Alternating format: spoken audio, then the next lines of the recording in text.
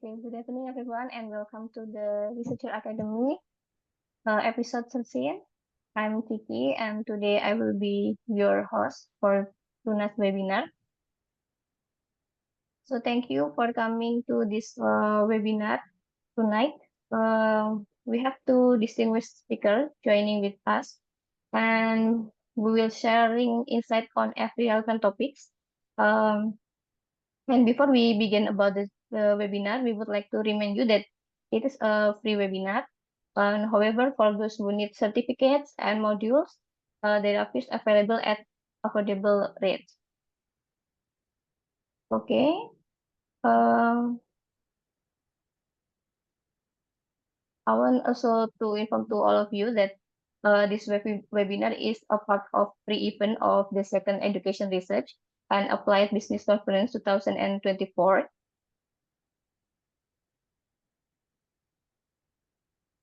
Yeah, so this is our event that supported by Generasi Peneliti.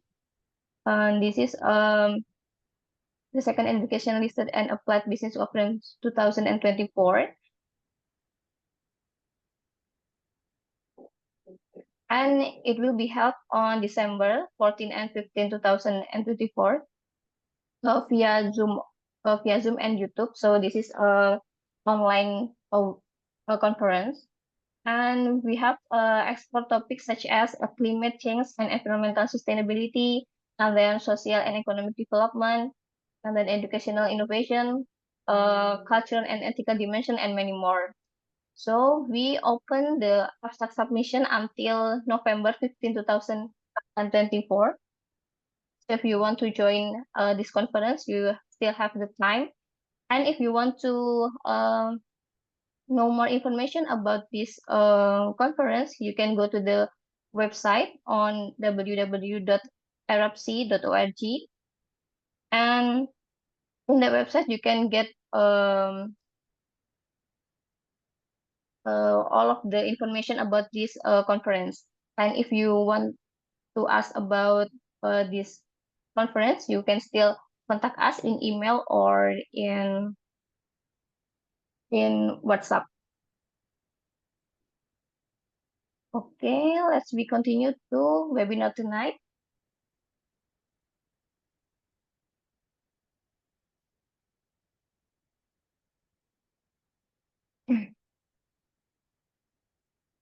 As I said before, we already have two speakers tonight,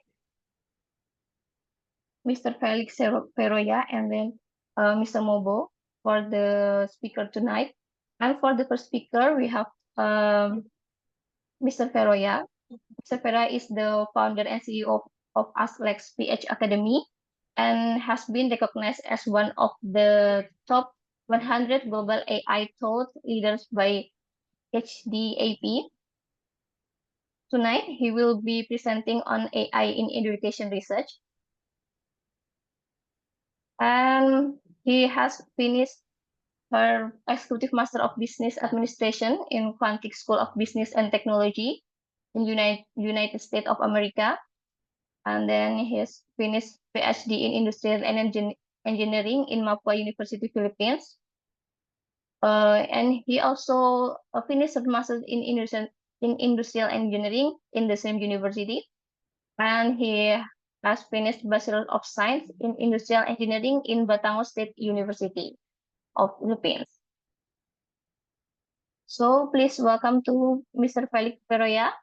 Hello, Mr. Felix Veroya. How are you? Hi, thank you, Kiki, for that kind introduction. I hope you can hear me. Please let me Yes, know. it's clear here. All right, thank you, thank you. I'm actually having a makeshift setup here. I'm currently at Bali for some sort of a holiday, but because the organizer invited me to deliver a talk about AI in research and education, especially request coming from Doc Froylan, so I have to give in. Yes. So good evening, everyone, and we have about 30 participants. I would believe most of the participants are from the Philippines and some participants coming from other countries. So let's start. Let me just share my screen. So for tonight, I was asked to deliver a talk on how AI is actually influencing the developments in education as well as in research. So there has been some sort of, I would say, a little bit of miscommunication on the topic, but I tried to cover still what has been published. So this will cover some developments when it comes to how AI is now integrated in the way how education works. And at the same time, we're gonna go and shift into some areas wherein how AI is helping, especially on the research part. Okay, so the context would be how transformation in terms of learning and discovery is happening. Again, my name is Felix Concepcion Veroya. I'm the founder and CEO of Aztec Speech Academy and the founder and president of a newly formed professional organization called the Philippine Institute of Lifelong Learning. So if you're in the space of lifelong learning, I would be happy to connect with you.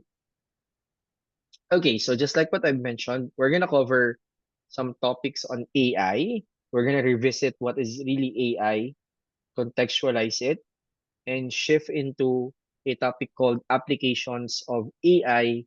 So we're gonna talk about maybe about 10 to 12 specific technologies or AI technologies and related technologies that are being used. What those would be under the various types of applicable AI. We will also talk about some policies and frameworks about how AI is being used in education and in research because um, I I strongly believe that as much as we want to implement things, especially AI, in the works that we do, especially as educators and researchers, we are bounded by, of course, policies. So we need to understand what is now the progress in this area of this application. And I'm gonna talk on the global perspective, on Asia perspective, and I'm gonna share some developments coming here from my standpoint as a Filipino or as someone from the Philippines. And then we're gonna cover about things on how AI is now being used in a more progressive data collection and data analysis. And of course, we're going to talk also about some challenges and what the future looks like. So I hope you will learn something from what I prepared for you tonight. All right, so I want to start with let me just wait. I want to start with an idea of what is called Education 4.0. I don't know if you've heard about Education 4.0 before. Anyone who have heard about the concept about Education 4.0, you might have heard of Industry 4.0, of course, the Industrial Revolution, the fourth version of the Industrial Revolution. Okay, but how about Education 4.0? Can I see some responses in our Zoom chat? You can type Y if you've heard of it, and N if you haven't. Y for yes and N for no. Okay. I want to solicit your insights as I speak about these things during the course of this discussion. So thank you, Jose Carlo, for responding. So this is like something that is now happening because of Industry 4.0. So you might have heard of other technologies or other facets, areas which use also the term or the like element 4.0. Okay.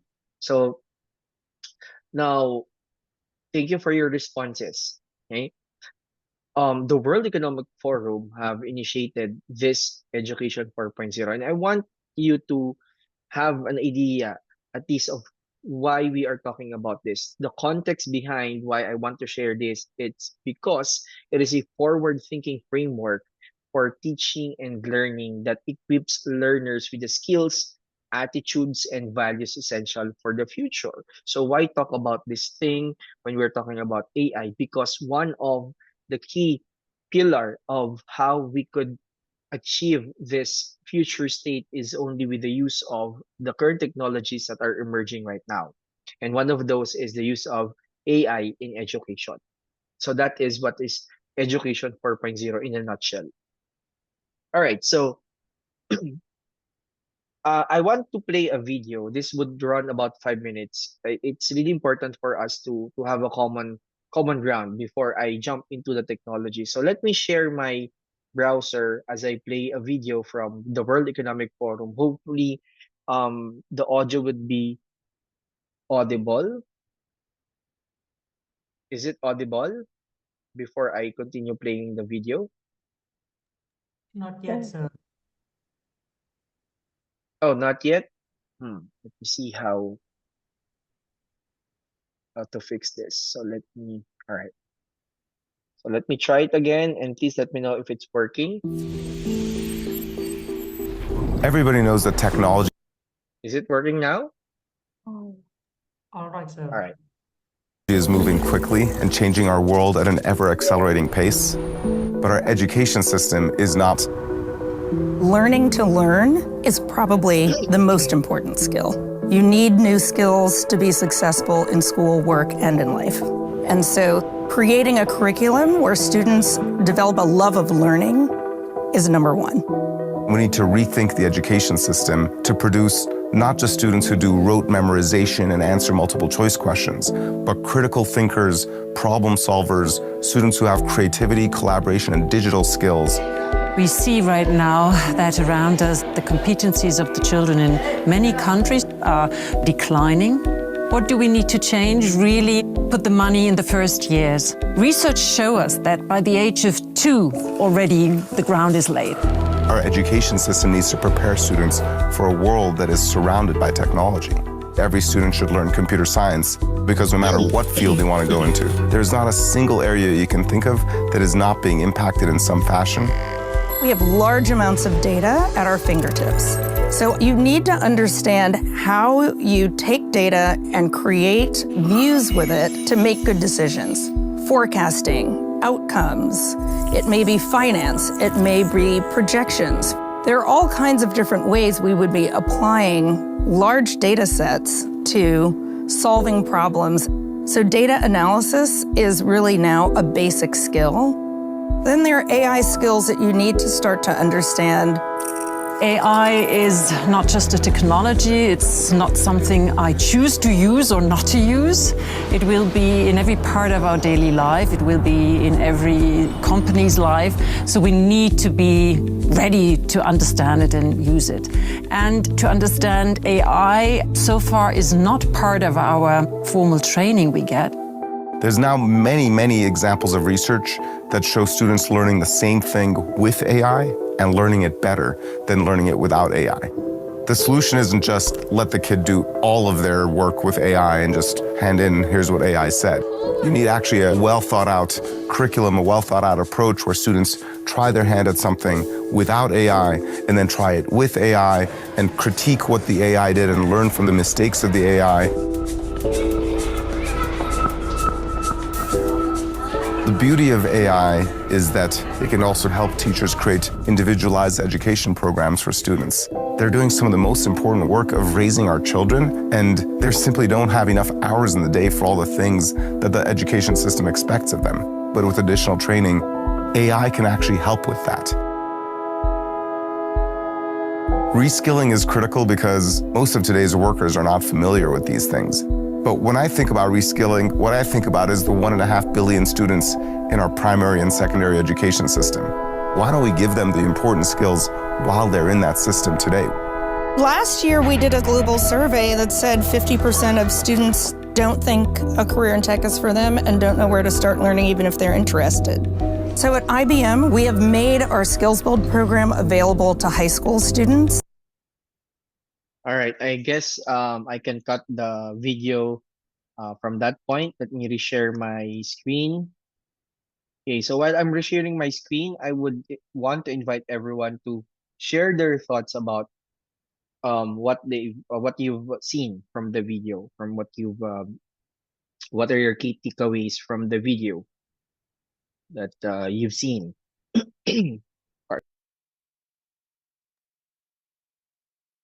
Okay, thank you for your responses from the previous question. So now the question is, what are your key takeaways from watching that video about Education 4.0, one of the initiatives of the World Economic Forum? Okay, let's spend the next 1 minute to answer that question. So you can type in your question. If you want to speak using your microphone, I think you can just use the raise hand button so that I can recognize you to put order in the into things. But if you're quite hesitant to use your voice, you can just share your thoughts in our Zoom chat. Okay. What are your key takeaways from watching that video? Anyone?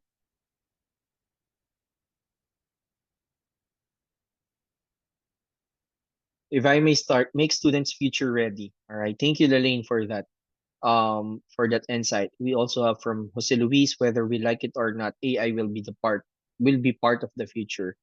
Correct. Thank you, Jose. From Peter, blending education system with AI. Correct. That's actually a good insight as well. Any other insights coming from other participants in the session?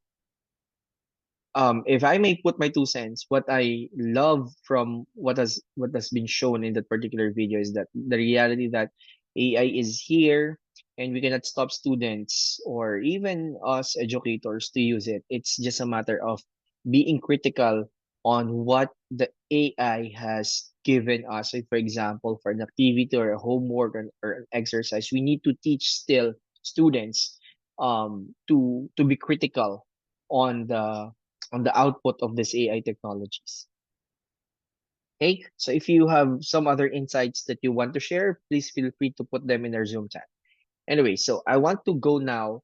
So speakers in that video mentioned about lifelong learning, curiosity, the use of AI, of course, big data. There's a lot of data that is now available in today's landscape because of the availability of the mechanisms to produce data, collect data. So it's just a matter of analyzing data and making insights available and applicable to certain things or areas that we want to really improve or to solve a specific problem along that lines. So with that, I want to go now into the concept of artificial intelligence. So I prepared here some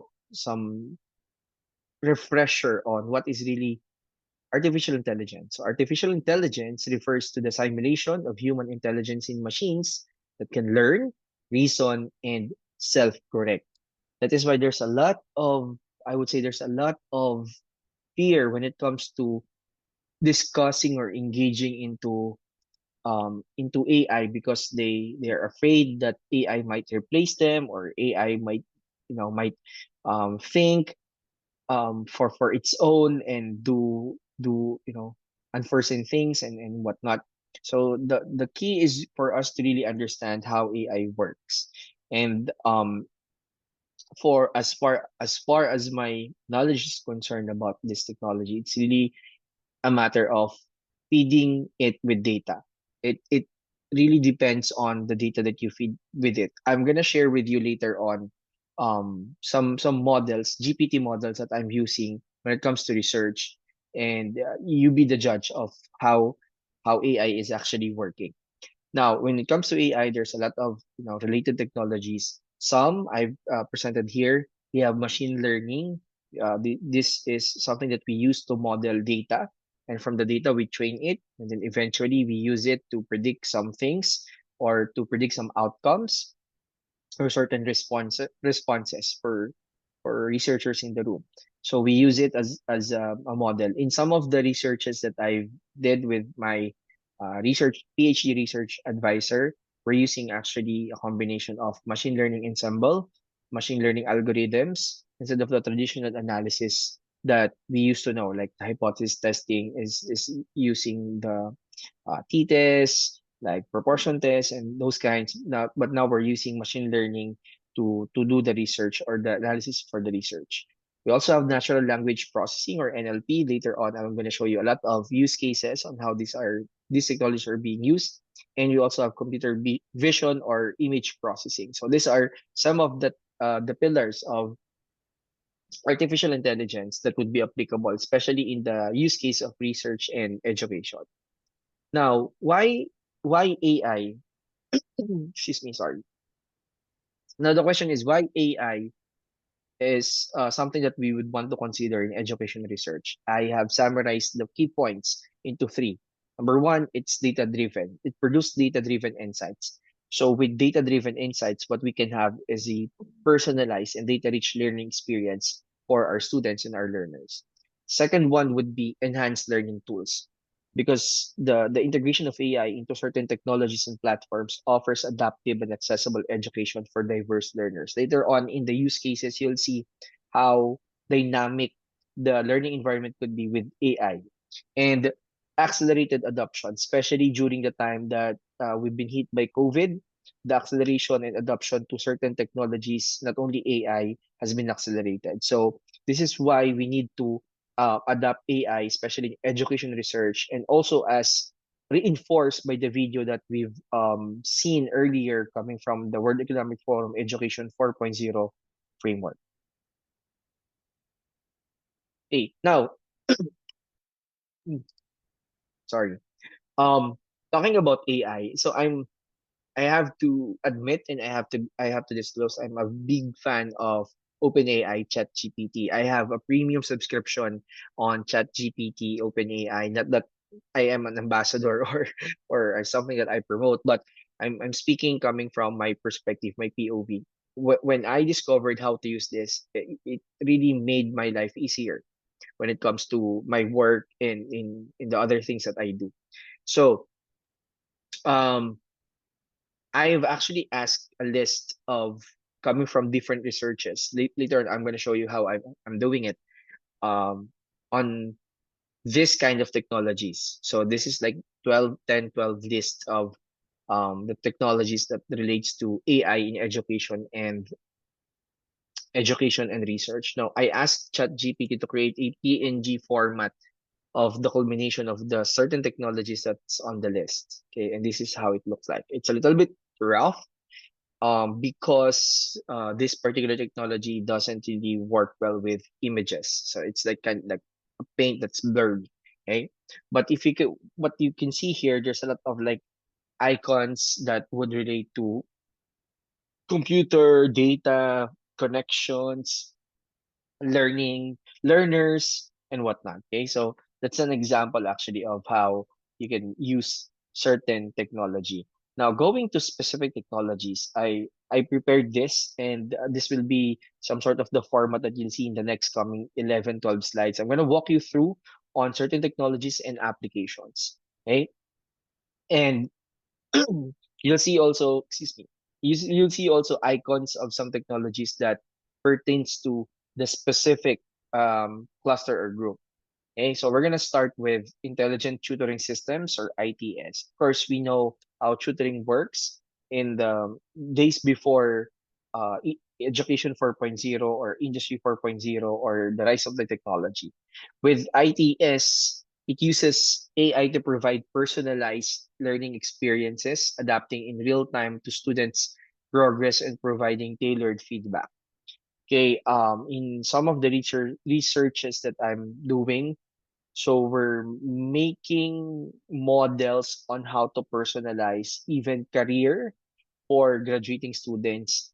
And that actually goes into an area wherein we try to come up with a learning pathway specifically designed for certain learner or for that specific learner. Of course, there are variables that are involved.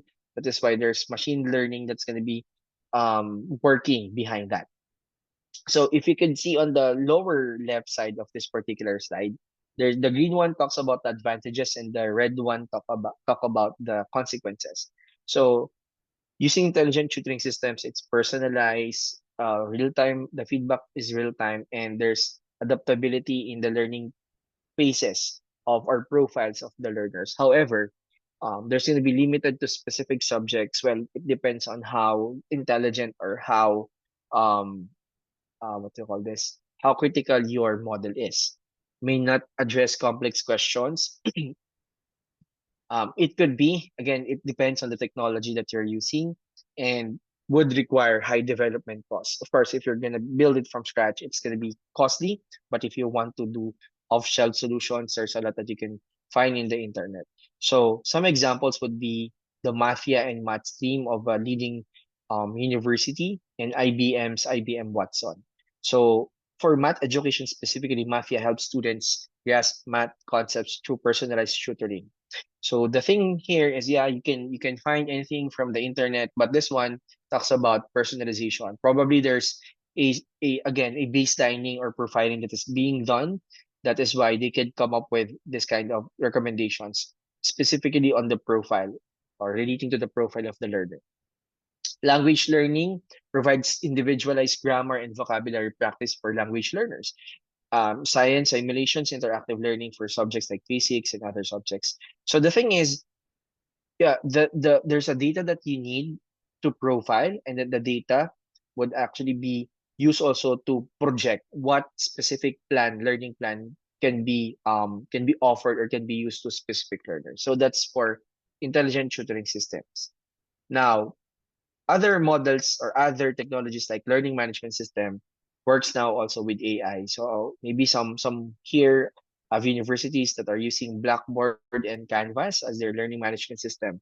So now learning management systems are empowered to analyze student engagement and performance to help instructors and educators adapt their teaching strategies and content. We also utilize LMS, but we don't have this system, this kind of AI integration yet.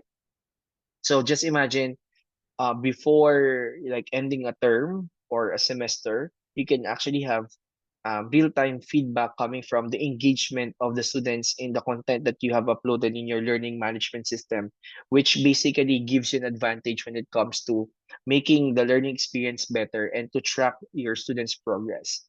However, this might pose challenges when it comes to data privacy and again, in the infrastructure that might be needed to make it happen, like your IT and whatnot. And I just want to remind you guys, everyone here, that yeah, this kind of technologies might be very fancy to look at, to hear about, but again, context is king. So you have to understand, because for example, for our case for LMS, we have experienced that the data that is being downloaded from the reports says that okay, this particular student haven't taken the subject or course seriously because the time he spent on completing the subject is actually short. So you're gonna say, hey, you're not actually completing your course or taking your course seriously, but you have to understand how the data is being, being generated and whatnot. We just found out that hey, there's a bug when it comes to the timestamp, and when the timestamp is this and that, it becomes shorter. There's something like that. So you have to validate, of course, the data, because that would definitely affect the model when it comes to this kind of AI and technology and whatnot. So by going back, yeah, course progression, automatic grading, student engagement insights, these are things that AI integrated with LMS can give you. Now, there's also NLPs for language learning. I don't know if you've heard about Duolingo. So this is like an app that is now used, okay, for if you're like getting IELTS or TOEFL. So it's actually the same, and it's now being recognized by employers and universities when it comes to college admissions. When you pass this Duolingo test, it's an app actually for learning language and whatnot. So English, for example, and there's what we call the natural language processing that is involved there, and it's interactive. When we talk about research later on, we're going to talk more about research. I'm just showing you some of the basic technologies, AI rather, when it comes to education. So when it comes to AI powered research tools, you can look for Semantic Scholar, AI. Some uses Perplexity. I'm using ChatGPT still, but later on again, I'm show you how I'm doing it. So this types of, if you're a researcher here, I completely understand how tedious research can be, because I'm not saying that research becomes easier. I would say that research becomes more exciting. I don't know if you would agree, because there are tools that you can use now, okay? for my case, I'm speaking for my case. For my case, when I'm doing my first paper, for as part of my dissertation, it's so hard for me to find a related literature, an RL. Why? Because my study is an emerging study. It's about like identifying, determining the factors, why I'm an industrial engineer by degree. Why industrial engineers are not taking the industrial engineering certification exam. So what I did was to combine the planned the theory of planned behavior, an extended version of it, and the PVT theory, or perceived value theory. And I've searched so many databases, Google Scholar, I mean MDPI, um, like the leading sources, and I haven't found anything.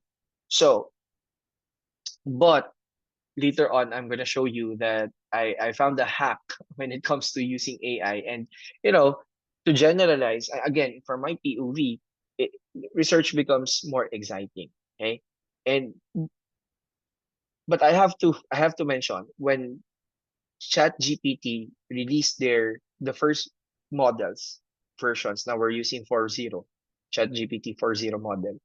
Um, I was excited when I found out by typing a prompt in ChatGPT, it basically gave me a list of researches. Okay, so but of course, part of the process you have to validate. So what I did was to validate: are this like researches legit and whatnot? Because there was like 10 or 20. Now, what happened was I took the title of the research, like the citation, tried to Google it just to validate, and I found none. So it means during the time, the earlier version of ChatGPT, it will hallucinate. Okay, it will create something that doesn't exist just to satisfy your prompt. But nowadays, it's a different story. It's a different game. Okay, just to put you a picture, because I'm one of the, I would say, one of the early adapter of trying to use technology, Gen AI or generative AI technology like ChatGPT in conducting or trying to summarize RLs for a research that's an emerging one, something like that. Okay. So we're talking about, yeah, literature review automation, research paper summarization, academic research assistance. We're gonna talk about policies later on, so don't worry. So also automated essay scoring and feedback system. So maybe you've heard of Grammarly. For researchers here, there is Turnitin, okay, that you can actually subscribe to. Well, grammar correction, grammar checking is actually basic, okay, when it comes to the functionalities, okay. But this kind of technologies, they are still progressing, okay. And if I may highlight, what we need is to, because I've experienced in my days in the university as an undergrad, it really will take time for you to get a grammarian, to find someone who would do it for you. Maybe cost is one factor. Also, feedback. The most important thing is to collect the feedback as early as possible, because if you're talking about undergraduate students, they're actually wanting it to be fast because they need to do the revisions and whatnot. So these are some of the advantages. But of course, there are certain disadvantages. There could be misinterpretation in the context, etc., etc. So those kind of things we need to balance. Predictive analytics in education. So we're talking about using again student data to predict academic success or risk of dropouts. Later on, there's a very specific use case again that I'm going to share, but I'm showing you some of the basics here. So student dropout prediction, Civitas Learning, you can search it in your web browsers later on. Course success forecasting, and even resource allocation when it comes to if your university or your centers or institutions are offering things like tutoring assistance, so you know where to which group of students the resources should be allocated. So those kind of things. chatbots for student support. Many organizations are using this, even corporate.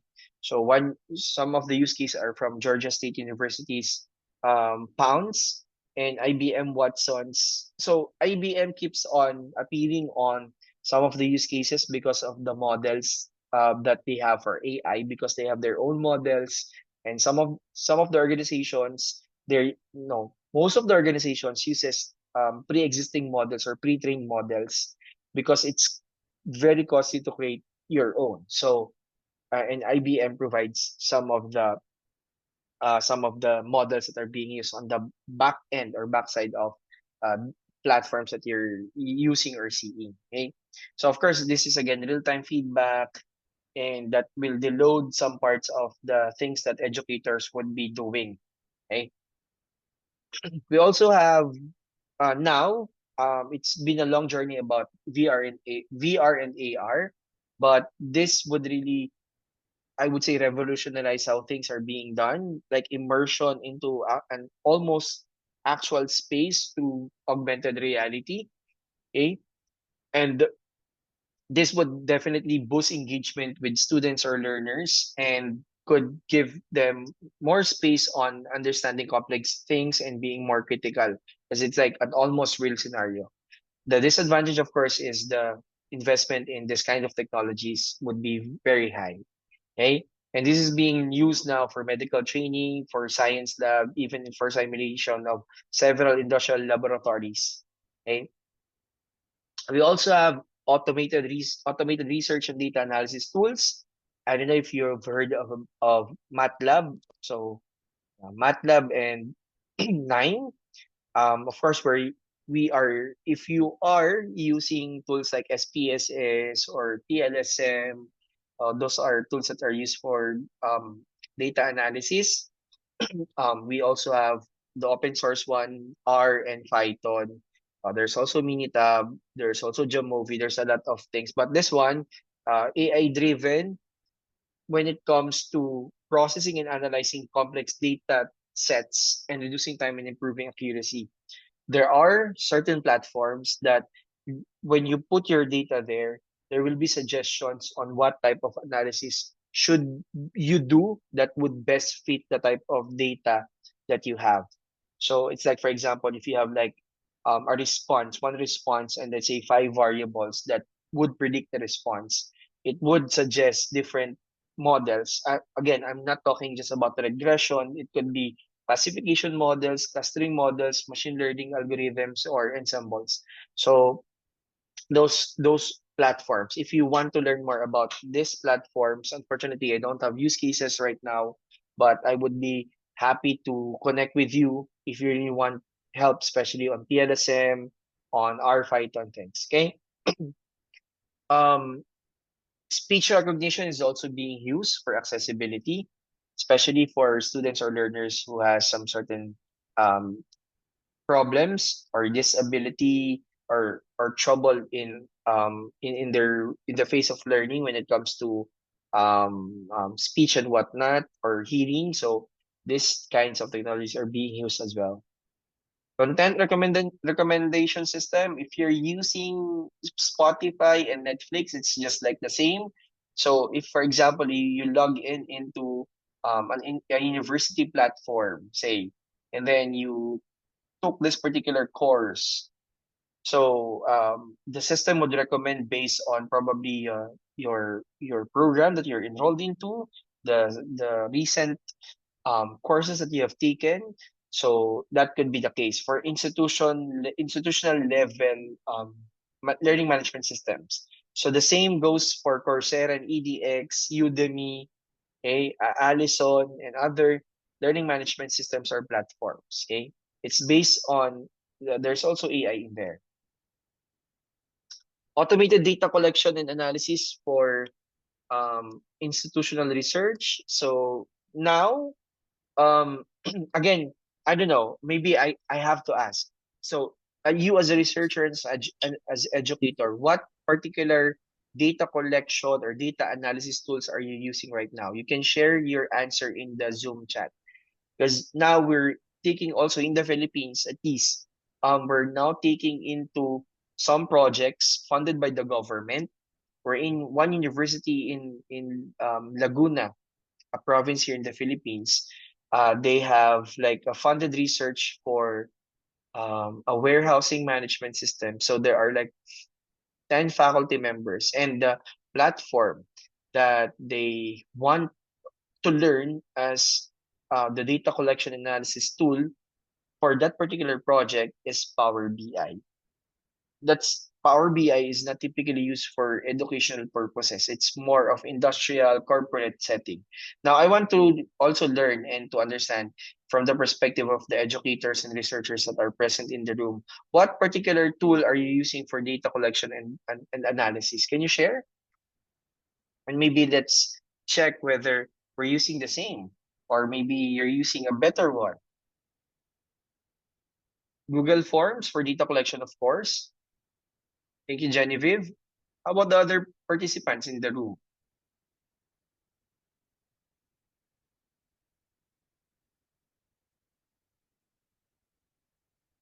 Hmm?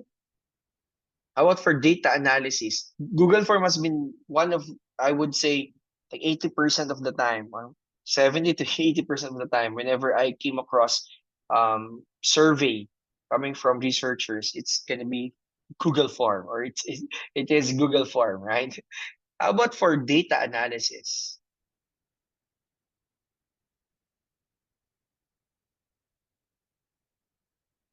I would definitely appreciate if you could share your thoughts about this question.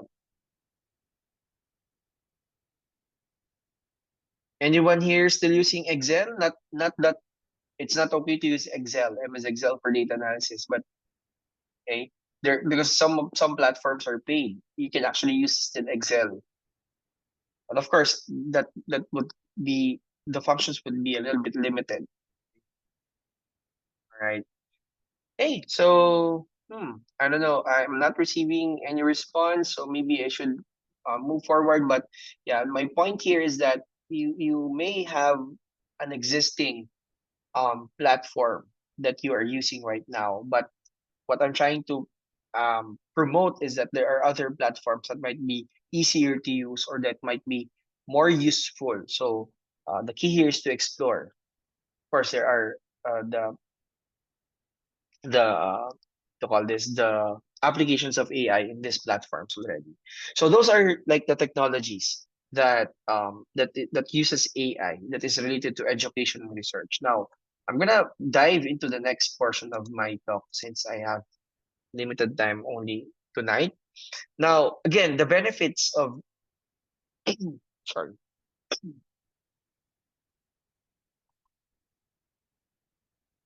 All right, so the the benefits of AI again in education and research will come into these four main concepts that if you've seen the last 12 slides about the certain technologies related to AI in education research, this will be summarized here. Like there's personalization or customization in the learning pathways, efficiency when it comes to getting feedback, processing the feedback, using it to improve the learning experience of your students. There is an enhanced accessibility. Some of the AI applications or technological applications in education research allows your learners to access your content, access your courses anytime they want, and actually collect feedback on how you could improve your content further. And there's always data that is available for you to consume, for you to analyze, so that you could create or get insights and use it moving forward. So again, this has been evident in the last 12 specific applications or technologies that we've talked about. Now, there are challenges, of course, and when I say challenge, this would be also good opportunity for us to consider as part of a research or looking at it as a gap when it comes to doing our research. There's data privacy concern because just imagine the students that are enrolled in in your university taking the subjects. You're gonna pull some data for you to be able to understand them better when it comes to their learning styles and whatnot. So there might be some data privacy issues, okay, that we need to be careful, or that we need to address. There are some biases and fairness issue um, when it comes, especially when your model, or when your, I would say, the backbone of your AI, just like what I mentioned, it's just as good as what data you are giving it.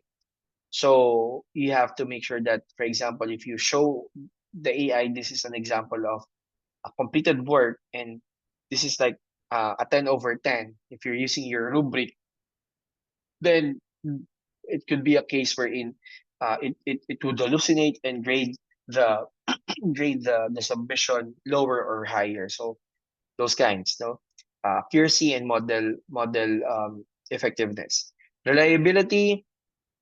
There could be some bias when it comes to becoming very reliable to AI technologies. Okay, job impact. So that's one major issue. Potential shifts in educator roles due to AI automation, and mitigating measures. So mention like frameworks. The mentioned frameworks like transparency in the use of AI, and data protection standards and whatnot. These are challenges actually, and these are good areas also for research that you would want to explore if you're really into looking into AI and some challenges and ethical considerations.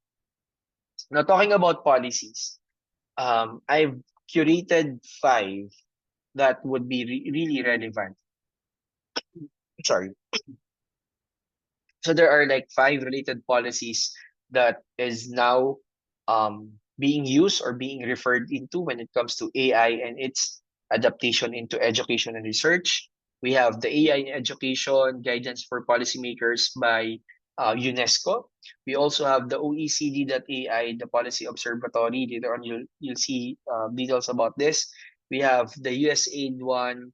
We have the US government AI in Global Deployment Playbook, and we have for EU, we have the EU AI Act. Okay, we're gonna dive into the details of each and every one of this in a short while. Okay, so when we talk about the UNESCO's guidance for policymakers on AI and education, published 2021, these are some key important points.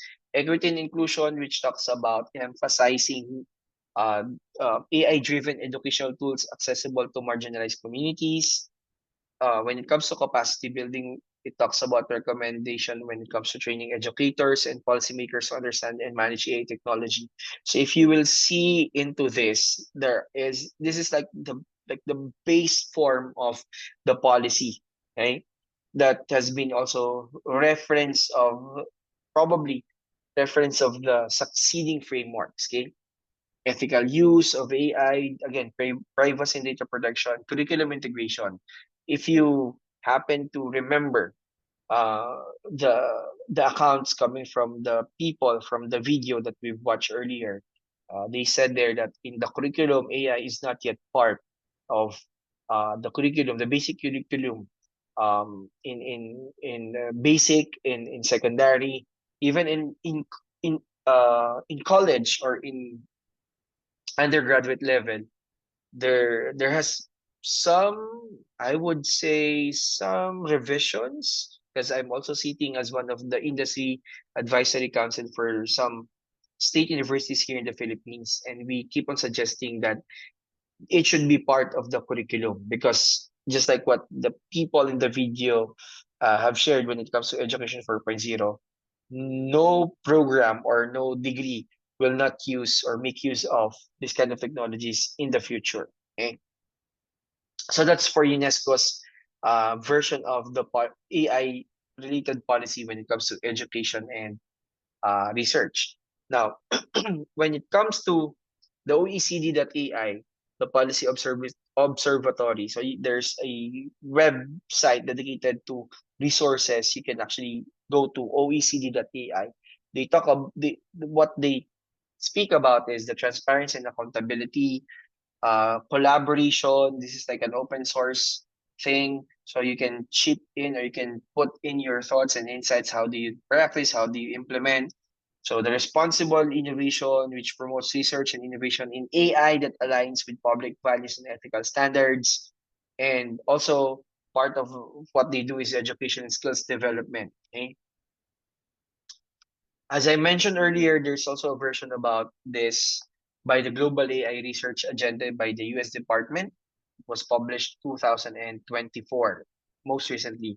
So it talks about international cooperation, ethical standards, inclusivity, and research and development. So you can actually access this files via your browser. You just have to type this if you want to learn more of the content. I just highlighted what are the like the key points that they have mentioned in the entire document.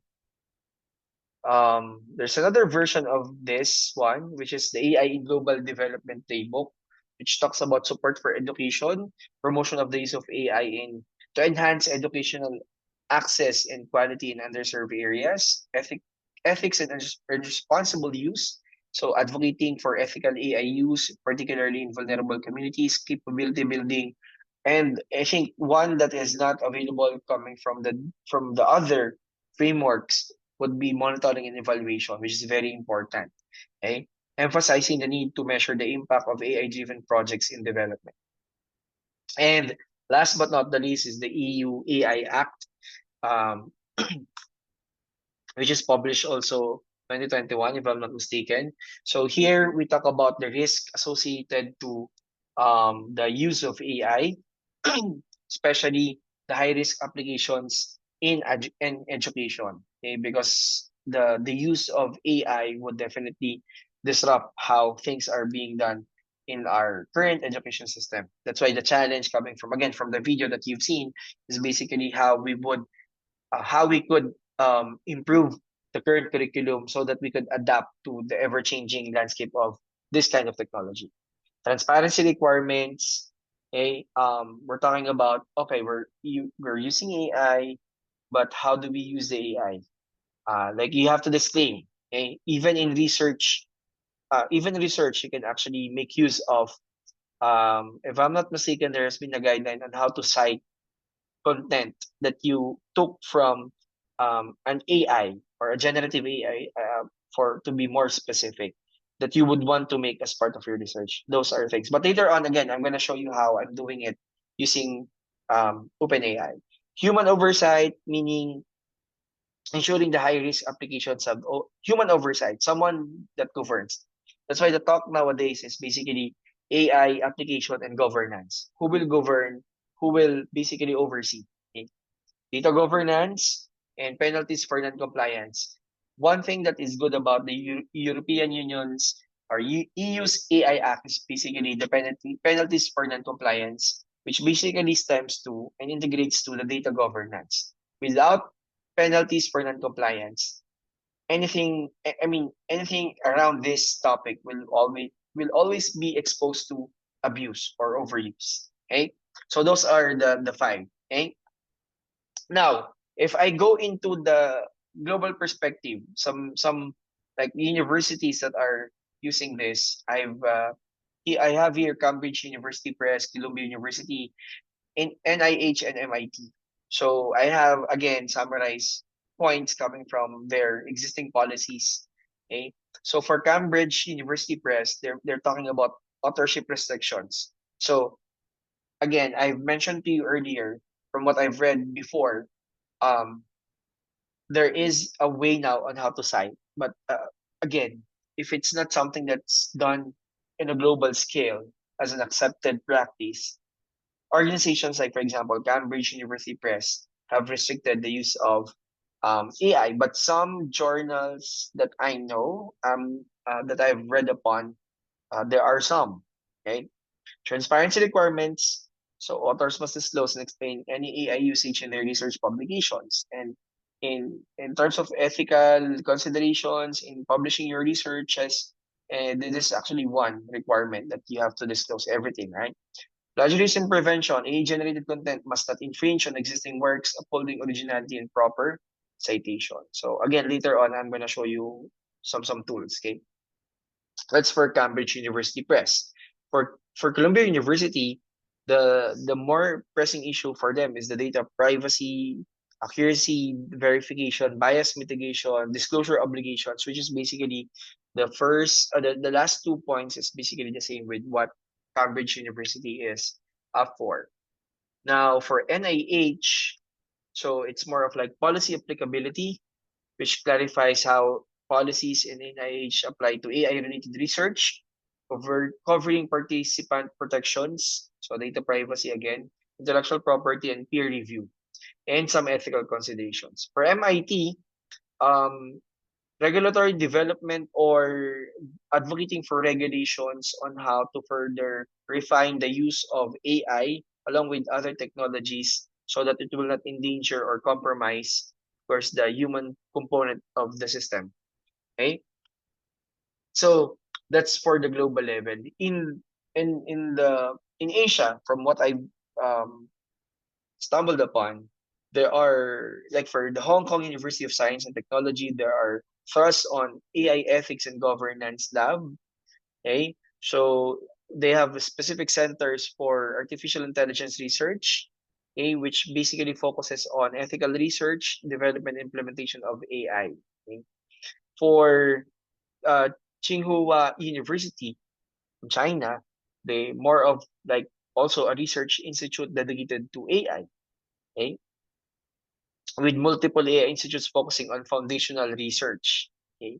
And they emphasize on safety and implemented policies to ensure responsible AI development. For NUS, or National University of Singapore, it's more of AI collaboration and talent development. Okay? They partnered with technology corporations to advance AI innovation and foster talent development. So if you can still remember the five from UNESCO, from OECD, from the USA, from um the US government one, the playbook, and then the EU AI Act.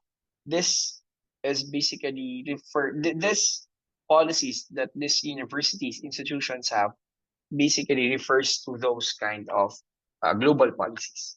Now, in the Philippines, of course, coming from the Philippines, I just want to share that there are also efforts when it comes to how how to progress in this area. Just recently, there's a mandate called RA or Republic Act number 11981, or also known as the Tatak Pinoy Act, which basically is a collaborative project between private institutions and the government here in the Philippines, which part of that they have established the Center for AI, Artificial Intelligence Research, to harness AI's transformative power to address pressing societal and industrial challenges, fuel economic growth, and promote inclusive development. Okay, they launched this sometime March, if I'm not mistaken, March 2024. That's one. And one of the universities here in the Philippines, or the University of the Philippines, they have implemented guidelines on the responsible use of AI, emphasizing public good, transparency, fairness, and accountability in AI applications. And they also establish committees. So just like what I mentioned, we need governance component for the entire system to work. So that's for the the policies. Now, if we talk into, I'm gonna maybe closing in the next 5 to 10 minutes. So I just want to touch what has been also published, because as I mentioned, there's some miscommunication that happened. So I tried to still inject it. So I was asked also to discuss about AI techniques for data collection. And I want to share things like automated surveys and chatbot-based questionnaires. I don't know if you are doing this now. If you're doing it now, you're in the right track. If not, these are some options that you can use when you are having difficulty in collecting data, especially if your data is coming from surveys or feedbacks or responses coming from your target respondents. AI enhanced observational data collection and NLP for data collection. So let's have some use cases. So here, for automated surveys and chatbot, specifically for Georgia State's Pounce chatbot. So if you could read the the part that is in bold format, it was able to reduce summer melt, or when admitted students fail to enroll, by 22% for freshman students. So the chatbot effectively collects data on student challenges and provides real-time support, helping the university make informed decisions on student retention strategies. I don't know if this is something that you could also do in your organizations or adopt in your organizations or create a research about, but this is actually an awesome application. From maybe some of you here as Moodle, it's actually like an open source thing for LMS or learning management system. University of Mauritius Moodle chatbot, still under automated surveys and chatbot based questionnaires. So they have this chatbot that conducts surveys and collects feedback on course content and delivery, which helps the educators in the platform to understand student satisfaction and areas for improvement. Because sometimes your student would say, yeah, I'm satisfied, but based on their engagement in the actual content, it doesn't show. So this kind of technologies and AI integration would help address those kind of issues. We also have Ashland Catholic University has their own take on automated service and chatbot. By offering real-time responses, the chatbot increased response rates by making the survey process engaging and efficient. Additionally, the chatbot analyzes responses and provide insights to educators, helping this institution to tailor student services. Again, personalization and customization, actual feedback, these are the strengths of this kind of applications. So we're talking about data collection. So meaning, regardless whether you're using the data for operational reasons or research, they can work for both. Now, let's talk about AI-enhanced observational data collection.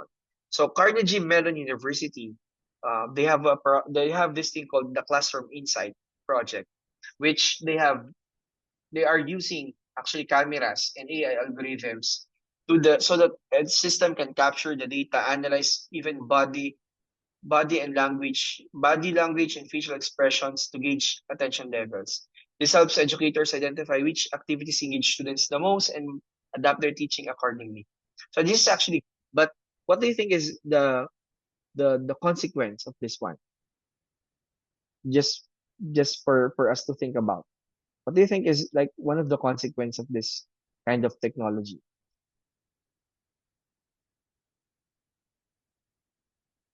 So it's data privacy, right? Because you would not expect that you're being watched or being okay. So you have to, yes, correct, Lalaine, very good. Data privacy. That's why it's whenever we have this kind of technology, there are really areas that you need to be very very careful, right? Even for Stanford, they're actually using it. Facial recognition at Stanford University online courses.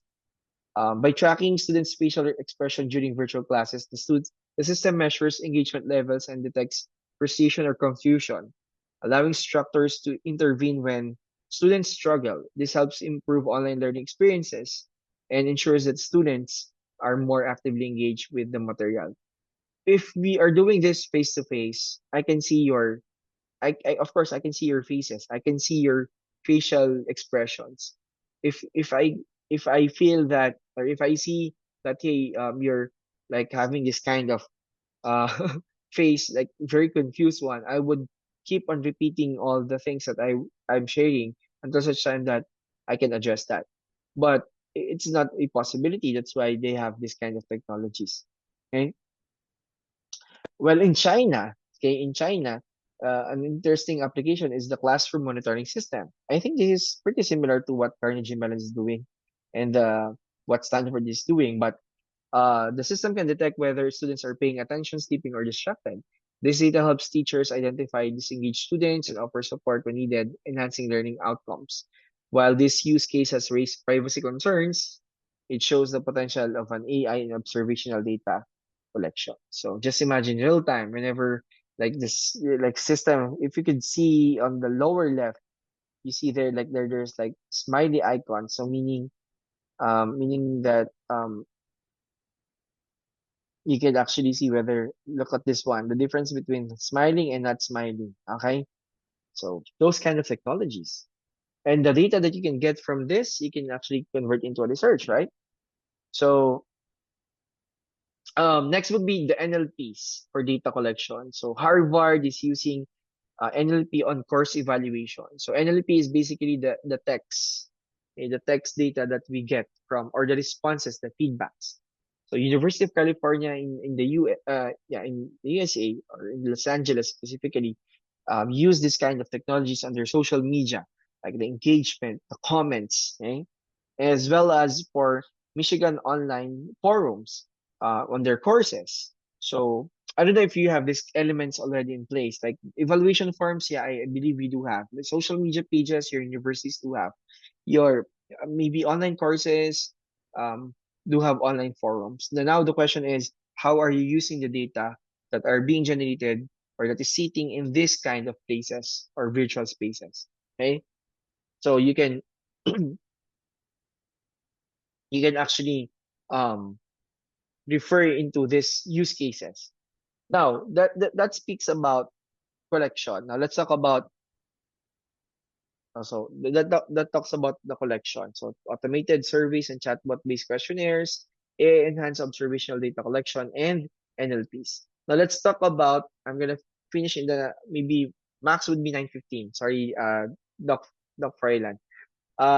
Let's talk about data analysis. So we're talking about again machine learning algorithms for predictive analytics, NLP for sentiment analysis and text mining, and we also have clustering and classification algorithms. So just to take into account the first one, so these are some of the universities that are using certain kinds of M&As or machine learning algorithms. So for example, for University of Central Florida, um, they are taking out the historical data such as GPA, course load, and engagement metrics. The model which they made is to predict which students are likely to struggle academically. So faculty and advisors use this information to offer targeted support to at-risk students, improving retention and even graduation rates. Here in the Philippines, for State University, I just found out that one of their metric would be on 100% on-time graduation rate, which I think is not really possible unless otherwise we can put interventions every term, every academic year.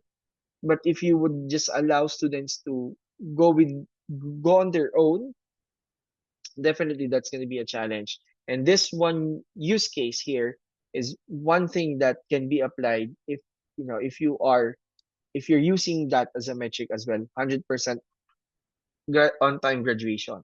Okay. Next would be Georgia State University's Student Success Program. By proactively reaching out to students, Georgia State has significantly improved its retention and graduation rates. This AI-based intervention model is seen as a benchmark for student success programs. I think these two are related as well as what Arizona State University is doing. The key here is that you use the data of the students so that you can help the students. So that's basically the idea, okay? On this particular use case.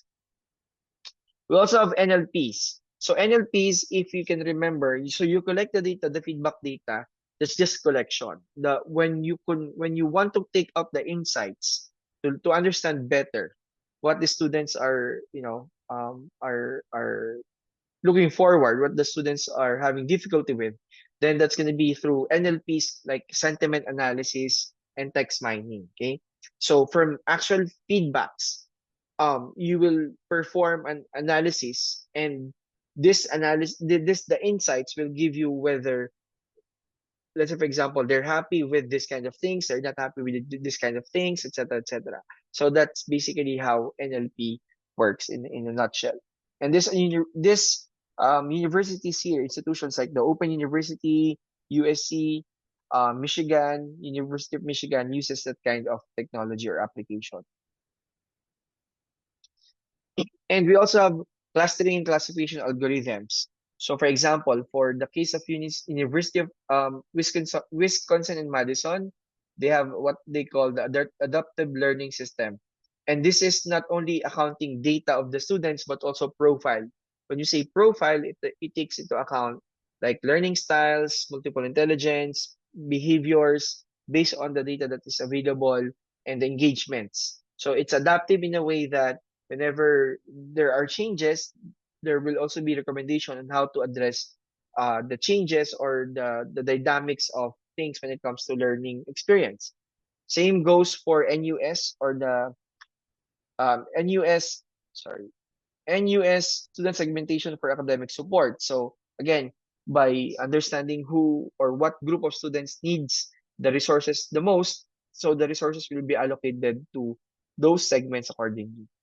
And Stanford University has implemented the learning style classification.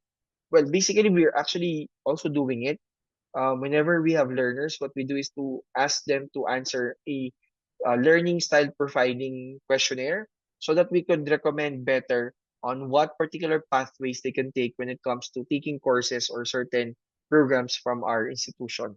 So these things are now actually being done. And just to share, we're doing a research now in collaboration with the university to create a recommender system when it comes to career, specifically into this particular program or degree, wherein students have a lot of opportunities. So we want to segmentize that. We want to like, to create a predictor model, and then at the same time to create a plan on how they could, as early as possible, build the skills that would be beneficial on the recommended pathways for them. So that's how we are doing things nowadays. Now, what's the future of AI? Despite all of the things that we have talked about, there will be AI powered lifelong learning. So when we talk about lifelong learning, would be coming from coming from school graders to high school students to college students, masters, PhD, and even beyond that. Virtual classrooms will be not a new thing anymore. It will be the new normal, I would say. I'm seeing a lot of based from what I've read, based from what I've seen by far, there's a lot of tools, AI tools that will be developed for scientific discovery or for research purposes. And of course, there will be some challenges when it comes to ethics and regulations because we're now too advanced, but there's still no, I would say, globally accepted ethics and regulation framework that is in place. I've shown you five, but I think there's a lot of things that needs to be done for that to materialize. Now, before I go to this, just want to share, okay, before my key takeaway, very quickly. Sorry, Doc Freiland, I'll take away some of your time here. But yeah, just like what I mentioned, I'm using GPT, but not. I build my own model, just to contextualize things. There are of course AI platforms that would be dedicated for research, but what I'm doing is this. I'm not saying that you do the same. This is my personal take on how this technologies can be used. Okay. So what if you're subscribed as a premium? Sorry. Okay, so this is me just sharing my personal use case. Um, if you're subscribed in a premium Chat GPT, okay, subscription, you can actually build your own GPT models. So if you can see here, if you can see my pointer, I hope you can. There's Safe Bite AI. This one is for food safety.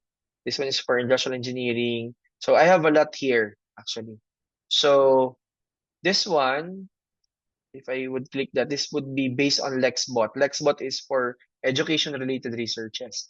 So again, just like what I mentioned to you earlier, one of my frustration is RL.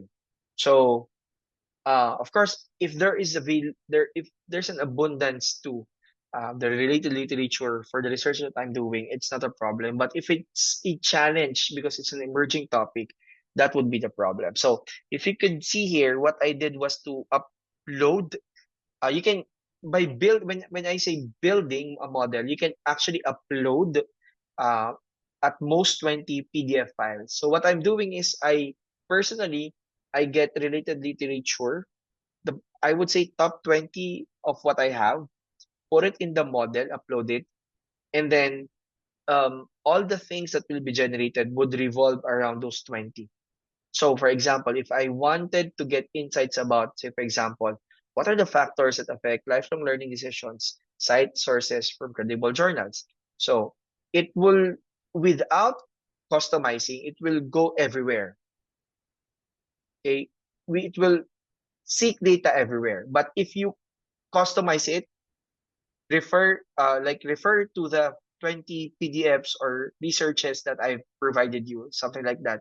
That's like the command that you put into the model. So it will limit itself for synthesizing information from those 20 PDFs that you provided. So if the files that you provided is not of quality, then definitely the output of the prompt or the command will not be of quality. So garbage in, garbage out. So again, I'm just showing you my personal use case. So this is like, okay, technological, blah, blah, blah, blah. Yeah, I'm satisfied with it. But if I'm writing my research right now, it's not basically the thing that I want, because I need what? I need to know whether these insights are credible, and of course I want the citation. So what I did was to put another layer of prompt here, cite the research publications that supports the insights following an APA style. So I just did this minutes before we went live. So this one, so these are some of the lists, and this 6 is basically 1:1. So what I did was, okay, if you can still remember, last time that or the first time that I used this, it hallucinates in such a way that it provides or creates researches that doesn't exist, or citation for researches that doesn't exist. So to validate, so I copied this and search, and look what I found. So it's from a legit source or a legit research. Okay, so that's one way on how I use this kind of technology. But I've also found out that you can actually connect to what is called consensus. So you can just take a photo of this consensus, try to look for it.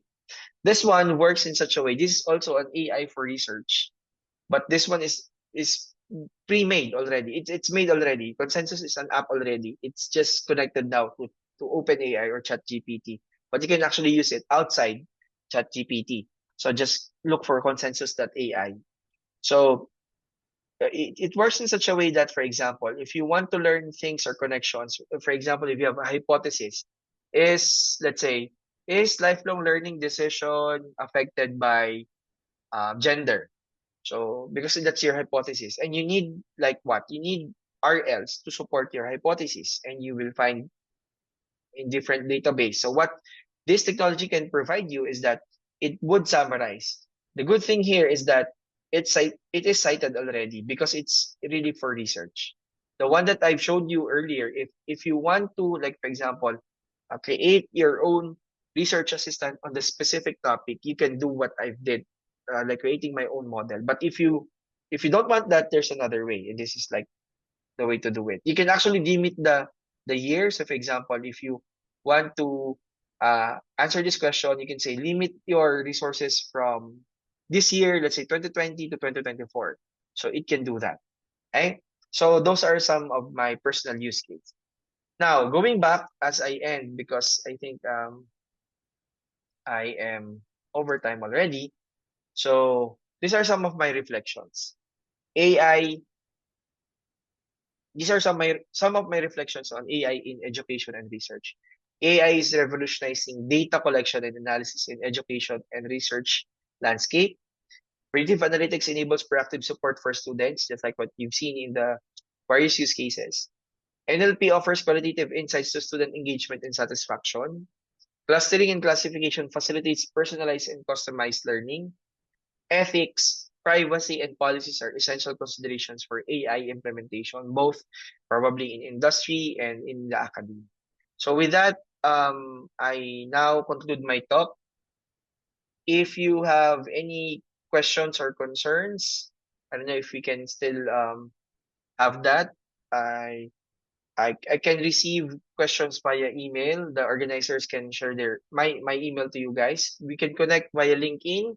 We can connect via Google Scholar so that you can see some of the researches that I published already. So yeah, I would love to connect with you. If you have questions, I don't know if you have time, but if you don't have, I can receive questions by email. Thank you. Okay, thank you, Mr. Veroya. Okay, because we have a limited time, maybe only one question, maybe from the audience, if you want to ask to Mr. Veroya directly.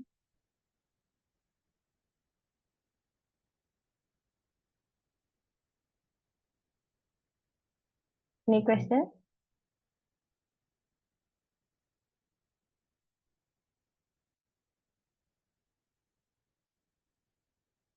Okay, Mr. I think it's a clear and insightful presentation, so maybe we can go to the next speaker. So once again, thank you for Mr. Veroya for the presentation.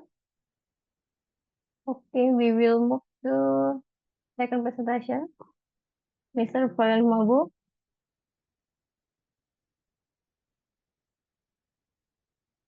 Hmm. Okay, before we start a presentation for Mr. Mobo, I will read the curriculum vitae from the Mr. Mobo. So please, operator, to share the CV.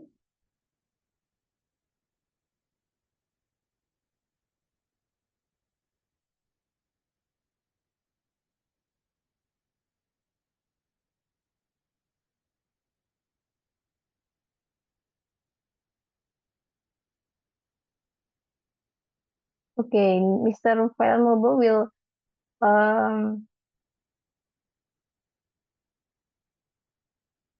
present how to publish in Scopus-Indexed journal, a step-by-step guide. Okay, and here the curriculum vitae from Mr. Mobo.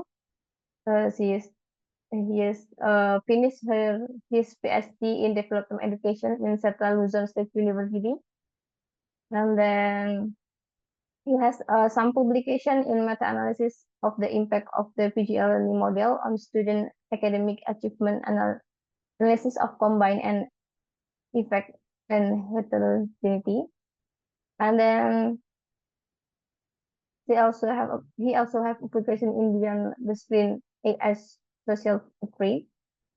And then now is a lecturer at Philippines Merchant Marine Academy. So maybe we can directly listening the presentation from Mr. Mobo. So time is yours. Am I audible? So let me share my slide. So good evening, everyone. So actually, before I start my presentation, I would like to give this floor that I would like to invite you guys to the upcoming conference, which will be held this coming December 14 to 15 via Google by Zoom platform. So my task for tonight is of course to discuss on how to publish in Scopus-Indexed journals. This is a step-by-step guide. And I know some of you are working in state universities and private universities. And this topic is very important because this will highlight on how you will be able to catch up things like how will you be able to get a 100% acceptance in terms of submissions in highly reputable journals, for example, in our journal in EMBA, in other journals which is under LCBR. So it's very important on how we would be able to capture those processes, on how to be more diverse in terms of crafting your papers into more publishable articles that will be 100% accepted by an Scopus-Indexed journal. So part of that, let me start. Of course, this is the conference that we're going to conduct this coming December 14, 15. By the way, this conference will be indexed by the Web of Science, and I'm sure that a lot of participants here will be interested because I know that some of you are working in the SVCs, and this might be an opportunity for you to get, of course, an opportunity to publish their articles. So this is my Scopus profile. So why Scopus? A part of that, of course, Scopus is one of the largest abstracted and citation database. As we all know, this is also been providing visibility and recognition on a lot of universities around the globe, even as professors in the universities in the Philippines and even in the global community, we are really looking after with the articles which is being published in Scopus, whether that's on books, book chapters, or even articles. So in talking about the reputability, they conducted rigorous peer review standards which can contribute in terms of high academic metrics like H-index, which is being hosted in SGR and other databases that could also give good rankings in other universities. So when we try to understand, of course, about how we would be able to come up with your research goal, for example, of course, we have to define, of course, the diverse part on how to could be able to come up with your article that could be accepted in highly scholar database, which is indexed in Scopus. For example, come up with a diverse topic. That's number one what we are doing. For example, in my journal, in the International Journal of Multidisciplinary Applied Business and Education Research, it's very important that when you submit that, you have to check the novelty of writing, which is if it's relevant to the aims and scope, the submission process, everything. Of course, you have to consider your target audience, determine who will be able to fit the requirement in terms of citations, because it's very important that when you publish your article in highly indexed journal, of course, you have to consider your audience to give recognition, of course, in terms of citations that will give benefit, of course, to the, of course, to you as an author, and also a win-win both part to the journal, because if you give good target audience, definitely it will earn recognitions in terms of citations to your journal and even to the author's part. Then, of course, set your publication goal. It is important that when you conduct when you look for a particular topic or crafting your title, you should be able to know that if your topic will be suitable enough to be accepted. That's number one. For example, in one of the leading in this leading publication right now, in some of the highly well-known publishers right now, when they want you to submit a good article, right now, they are looking for a new knowledge, new body of knowledge, something like a diverse topic that will be able to catch the reader's attention. It's very important that that's the first one that you should be able to know when you understand your research goals. So especially it will support the theory or research gap. Just like what our first author mentioned about using AI, there's a lot of opportunities that we could be able to write about topics on AI to be more diverse on crafting a topic regarding that area. For example, combining all the learning technologies that we could be able to come up with those topics, and we could be more diverse. For sure, we could be able to come up with a research goal that might be able to be more impactful, and another to be accepted by other leading publishers, just like us in the future science. What we're talking about right now is to be a diverse writer or author in terms of how it will be accepted in an index, in a Scopus-Indexed journal, or a Scopus accredited book publisher. So you have to set and understand your research goal. That is the number one requirement if you want your topic or your proposal to be accepted in a leading publishers, just like in Future Science or in other highly recognized publishers, or even in a highly indexed journal. Another, of course, when we talk about Scopus, so we talk about its reputations and how it's being cited, especially in terms of impact factors. It's very important that when we have an article which is being indexed in a Scopus, of course, it will give us recognitions. Another, it will give us an open door opportunity for us to collaborate in friends from the research community. For example, just like what I'm doing on my part, I do a lot of collaborations, fostering, of course, the topic, for example, in artificial intelligence, social science, and educational technology that could be able to contribute, of course, in the body knowledge of my areas in social science and educational technology. So those things would be able to be contribute in this kind of databases that could be able to get citations to help to give more, of course, support in our authors in our research community. And part of that, it may also be able to help our rankings in our university in terms of when we contribute in our publication, just like what happened last time in the JC3 reclassification. We know that that is really steep part of competition when we are going to undergo some rankings, especially for academic ranking, that one of the requirements right now to be promoted to a faculty, you have to have publications which will be indexed, of course, number one in the Scopus, in the Web of Science or ECI. So those one of the common requirement, because what I have understand in those requirement, which is being set by the Commission on Higher Education, because some of those leading databases could also be used for funding. For example, in the Department of Science and Technology, if you're going to come up with a research proposal or a project proposal, definitely it can be funded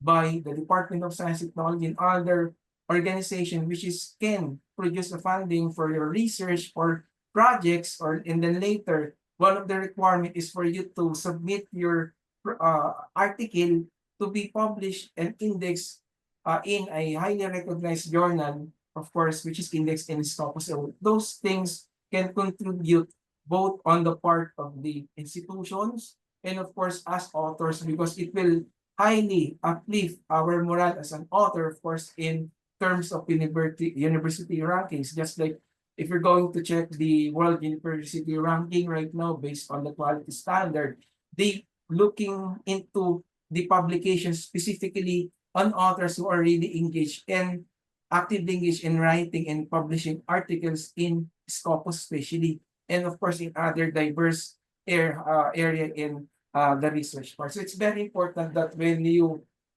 think of submitting an article, of course you have to consider number one, its reputability, credibility, and of course it's other things that you want to consider.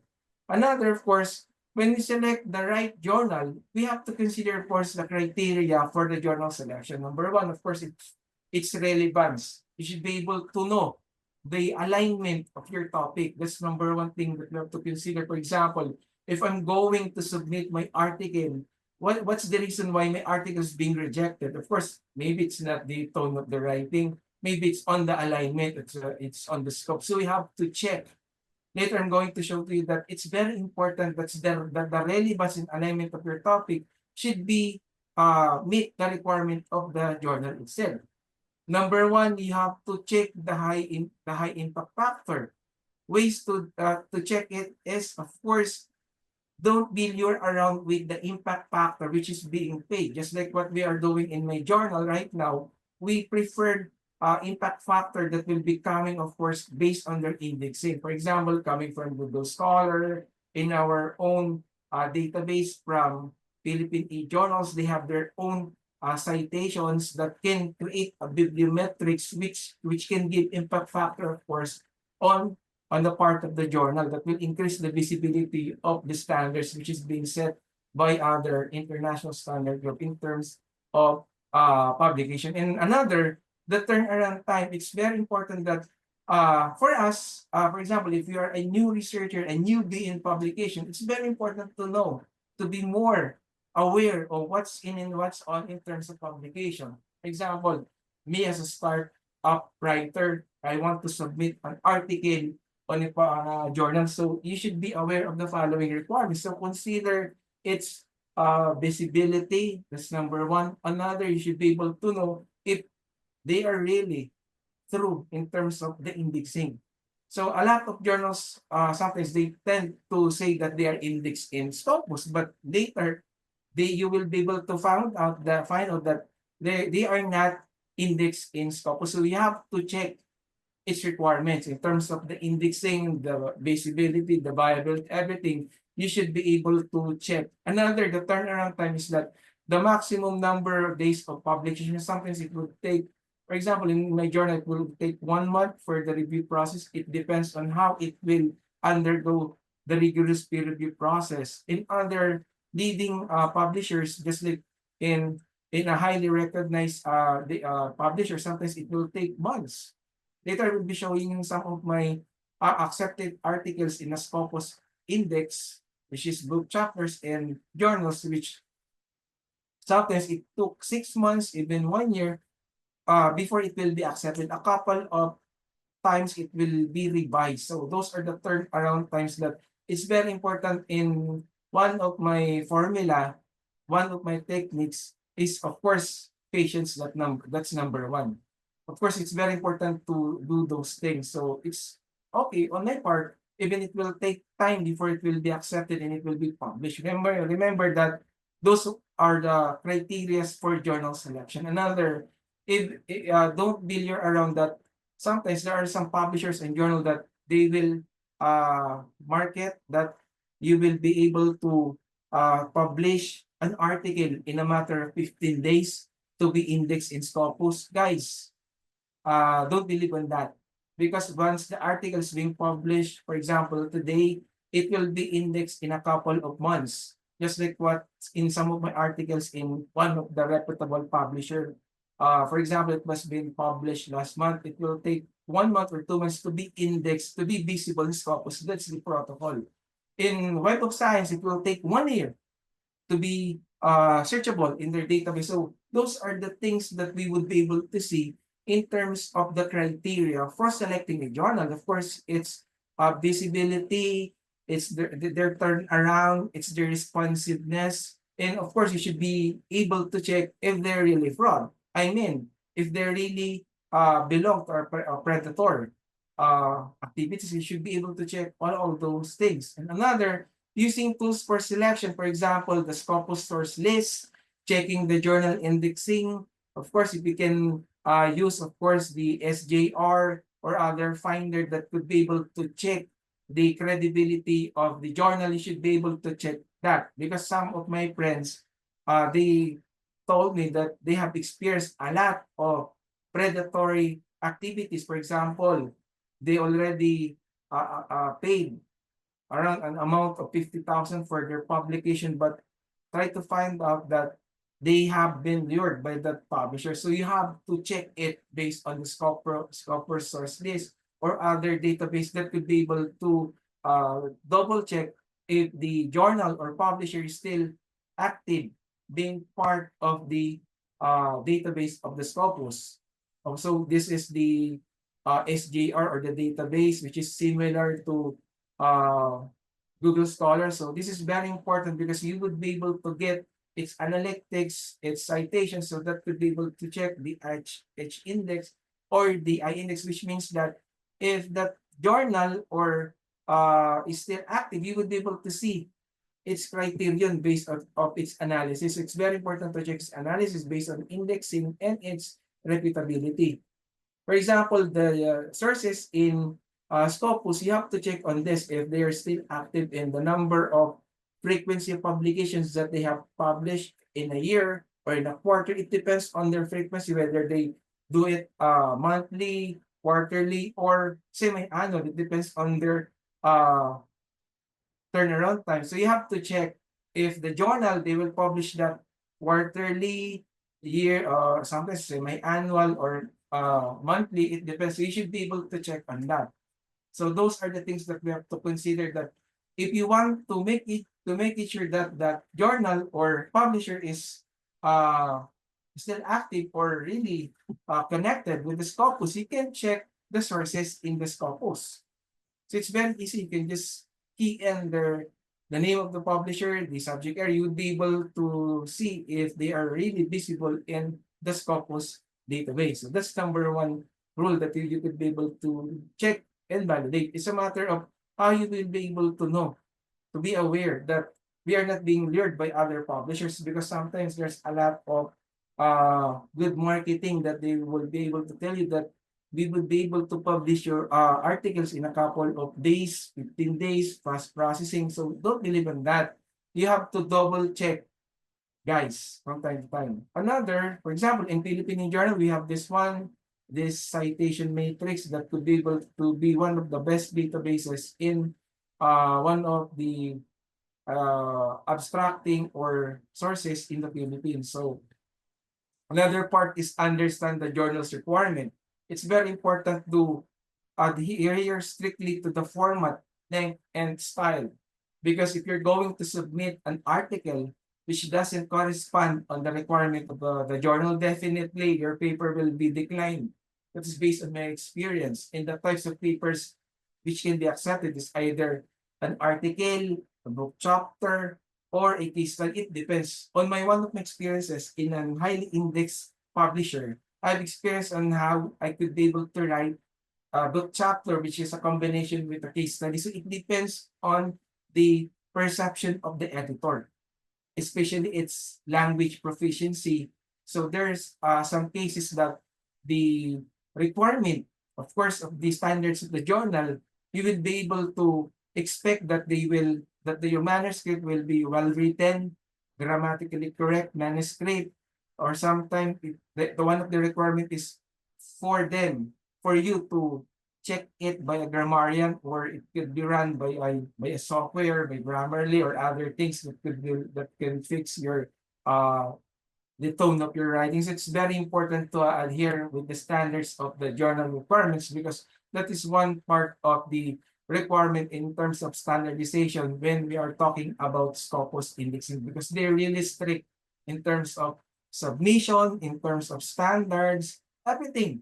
It will go on a turnaround time that sometimes it will take around, I think the fast processing for publications on my own experience, sometimes it will take 6 months before your paper will be accepted. Just like in one of my submitted book chapter last time, it took almost around 4 months before it was accepted. So it's very important that you should be able to follow strictly the format, anything that it will adhere on the requirements of the journal, whether if it's an original research, an article, or the process that you're going to do. So you should consider everything. And when you structure your manuscript, of course, you have to consider, of course, the conciseness of your title, the content of your abstract, the keywords, the sections that could be able to reflect on the paper's part, especially if it will undergo a rigorous peer review. Guys, I'm telling you, sometimes it will go on a series of peer review. It's either double blinded, sometimes it will go for a 3 peer review process. It depends on what will be the perception of the reviewer, especially if they're really expert in terms of the content, on their specialization. So it depends on how it will align to the requirement of the aims and scope of the journal, and including, of course, except on the requirement of the uh, the publisher. So those are the things that we have to consider when we structure our manuscript. We should be able to follow strictly the number of words on that, especially if we're going to submit our full manuscript in their database, in their system. We should be able to adhere. But if you were, for example, if they require you to submit 10,000 words, you should be able to follow the requirement. Otherwise, the paper will be rejected. I'm telling this because there's a lot of publishers that they strictly follow the standards in terms of submission. And there will be a part that if your manuscript is less than 10,000, definitely it will be automatically be rejected. Those things. So you have to follow strictly in terms of how you structured your manuscript, whether it's a full research, something like a case study, a book chapter. So you should be able to comply. You should be able to structure well your manuscript depending on the aims and scope of the journal. That's number one thing that you could be able to consider. And of course, another, the ethical consideration. So of course, when we talk about the similarity index, just like in my journal, we followed less than 10% as of now. The European standard, actually, in terms of Scopus similarity index, they follow 10 to 15 similarity index. Of course, that includes, of course, those things. Okay? Of course, we follow those things because they should be able to acquire the data integrity. We should be able to ensure the accurate and honest data representation, because otherwise, if later, if there's some cases that they be able to find out that your data is something like there are some fraud data, it might be retracted. Those cases. So you have to consider those ethical consideration in terms of the plagiarism similarity index, the author ethics, everything should be able to be transparent enough before you submit your article. There's a part that before you submit that, you should be able to adhere with the ethical consideration. You should be honest enough that your article is free from those issues, the plagiarism, the data integrity, everything should be able to follow on that. That is based on the common standard, which is not only being set by Scopus, but of course, which is being set by the international standard under the COPE. And of course, under the Directory of Access, Open Access Journal, which is the DHum, which is one of the requirement for the journal to be accepted in terms of reputability. Of course, its integrity in terms of publication part. And there are some cases of retraction if later they would be able to find out that some of the paper there are some cases of uh, uh, for example, fraud data, it might end up for retraction. It's a case-to-case basis, by the way. Then, of course, you should be able to follow the formatting and citation style. Sometimes it depends if it's a technical paper, sometimes if it's a social science paper, they will prefer you to follow adheres the journal's requirements, whether you follow the APA citation references. In the case of EMBA, we follow the social science, which is the APA. In the case of, for example, the technical paper, which falls on, example, in IT, they follow IEE format. So it depends. Sometimes you can, other publishers, they would prefer you to use referencing management tools. For example, you can use Mendeley, or sometimes if you don't have a tool, you can use MS Word for the bibliography to insert the bibliography, and you can generate that their in-text citations when you submit your paper. So there are some cases that, for example, in some leading publishers, they would prefer you to use those reference management tools when you format your manuscript, especially the citation style.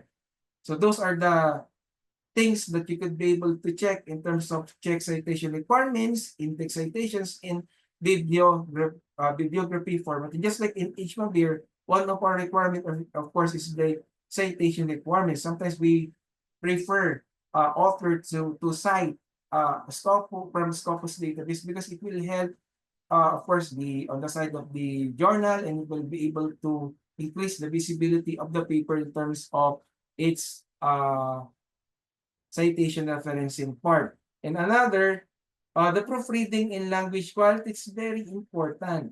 In terms of the editing, it will be both beneficial, and the peer review within the team have colleagues, of course, review for clarity and quality, just like what we are doing in my journal, in EMBA, and other publishers. What they're doing, sometimes they will really have a pool of peer reviewers who are really expert on that subject matter, speaking of the SME. So when they conduct the rigorous peer review process, they will be looking forward on the conciseness of your paper. And of course, you can also use a lot of tools to structure your paper. Example, you can use Grammarly or Killbot, number one. So those things are part of how you could be able to come up with a quality paper that could be accepted for publication and later could be indexed in the Scopus database. And of course, you should follow the submission process. Of course, check the submission portal of the journal. You should be able to register and follow the submission instruction. For example, in our EMBA, we have an open journal system. So it depends on what type of system they are using. Sometimes they use an online database for you to submit your paper online. It's one of the requirements of the DHum and even copy that on the part of submission process, you should be able to meet the requirements carefully. Otherwise, if you're not going to follow the submission process, I'm telling you guys, your paper will be declined. So you should be able to check the submission checklist, the abstract, the main text, the references, and the numbers of words. And if there's a need to include the cover letter, you should be able to attach it. Explain why it's a good fit for the journal.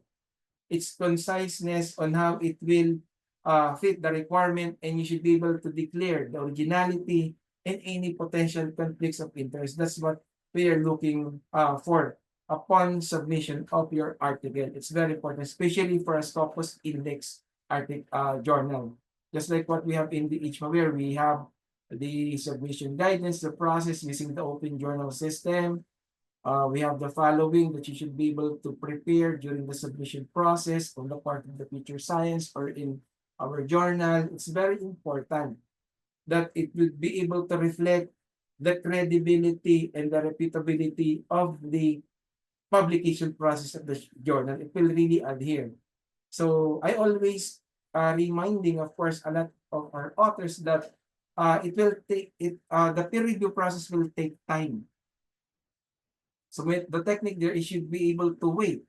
And of course, another thing is avoid submitting your article in a multiple submission process. It's really unethical, guys. There's a lot of cases that we have encountered in our EMBA journal.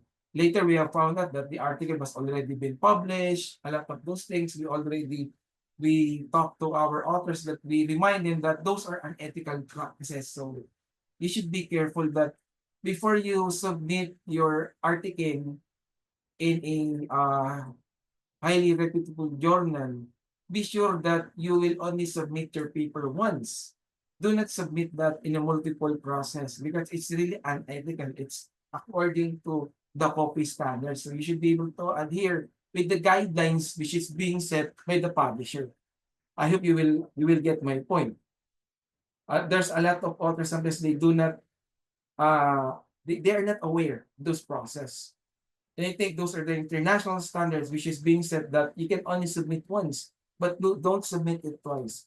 If you want to submit your paper, wait for the decision of the publishers or the journal. If it's being rejected or declined, they will tell you that you can submit your paper in another journal that will fit the requirement and it's standard.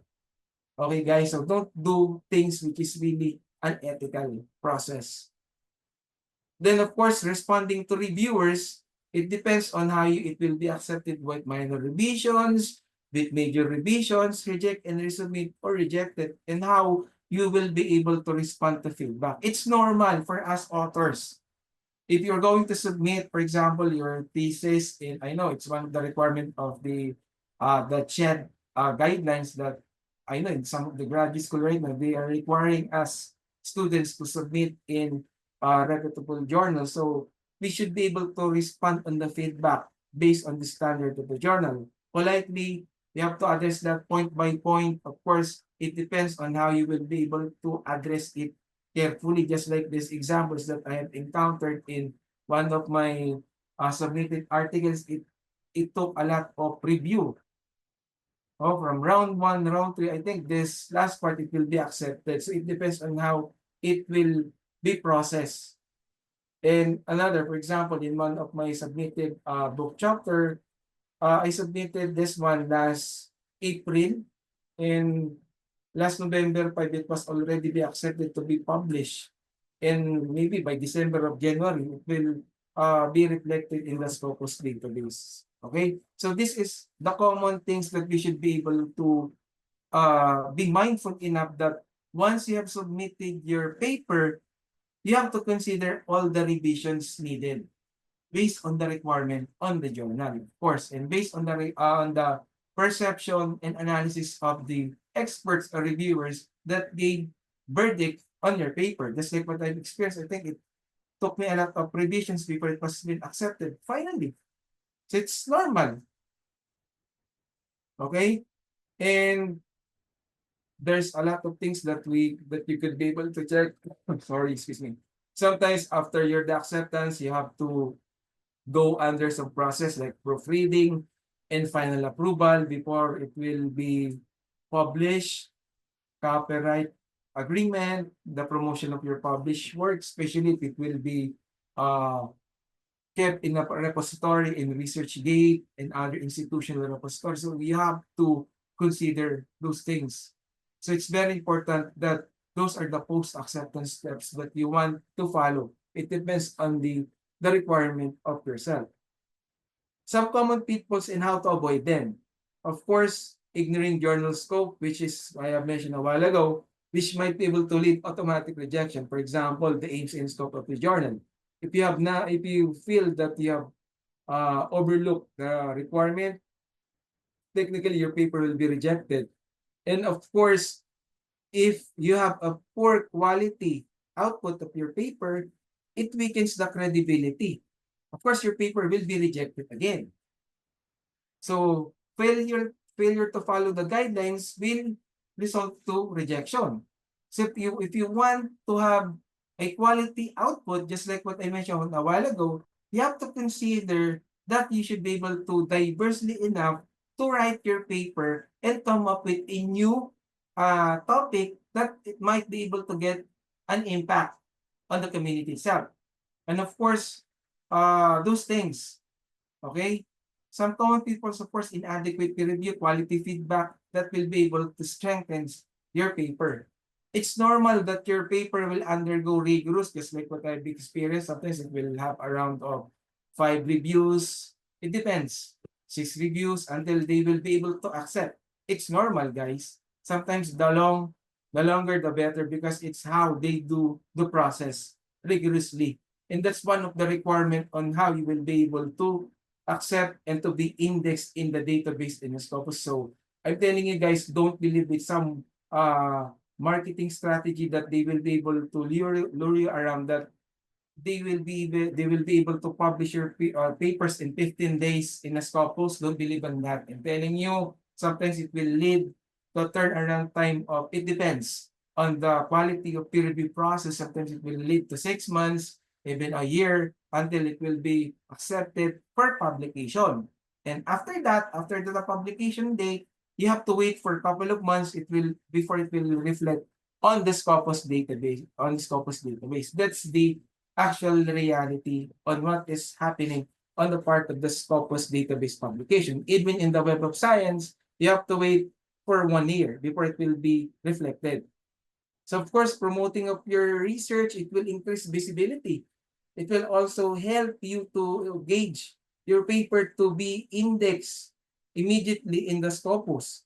Just like in one of the requirement of the other publisher, sometimes you have to promote your published articles in social media platforms, in university repository, for example, in Philippine e-journals, in ResearchGate. Those things could be able to help you increase visibility. It's very important so that later, if the journal, definitely, if they will be able to gauge more interactive citations, they will immediately index your article in most likely in 1 month.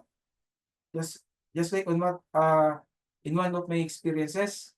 So tips for success: be persistent. The publication process can be lengthy and rejection is common. Use feedback to improve your work and don't get discouraged. And of course, stay updated. Scopus-Indexed journals regularly update their indexing status. Periodically check the Scopus list to ensure that the journal remains indexed, and collaborate and network with co-author with experience in publication which is being indexed in Scopus. Networking may also provide insights to increase its visibility for your paper to be accepted in a highly indexed journal, which is indexed in a Scopus. And to avoid journals that might have been discontinued from Scopus, on my presumption, this is predatory. It's essential to perform, of course, some checking, and how you will be able to ensure that the journal still active in Scopus. For example, check the duration period.